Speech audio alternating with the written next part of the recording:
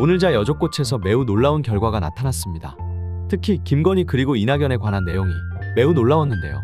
해당 내용 알아보기 전 구독과 좋아요 부탁드립니다.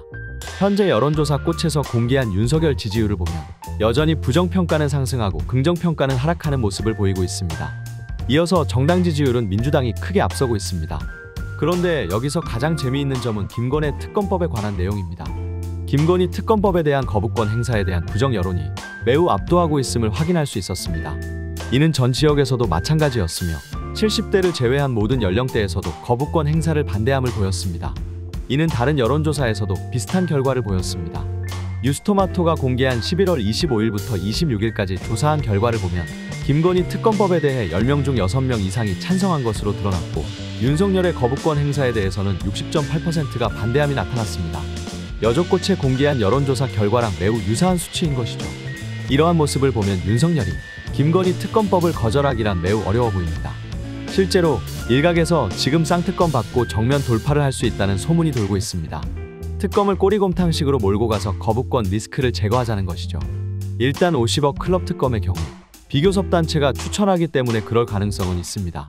그런데 이 김건희 특검법은 누가 추천하느냐? 대통령이 속하지 않은 교섭단체. 교섭단체는 국민의힘과 민주당 두 개뿐입니다.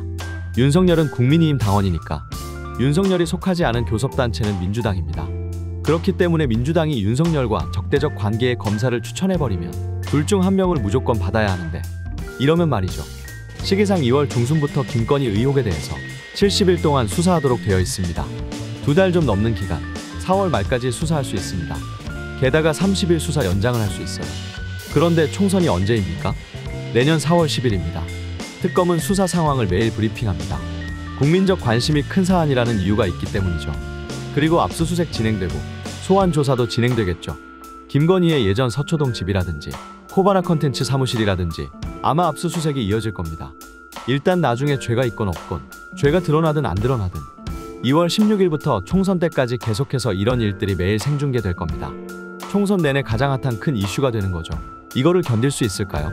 그런데 12월 28일 김건희 특검법이 처리되지도 않았는데 이번 여족꽃에서 매우 놀라운 여론조사 결과가 나타났습니다.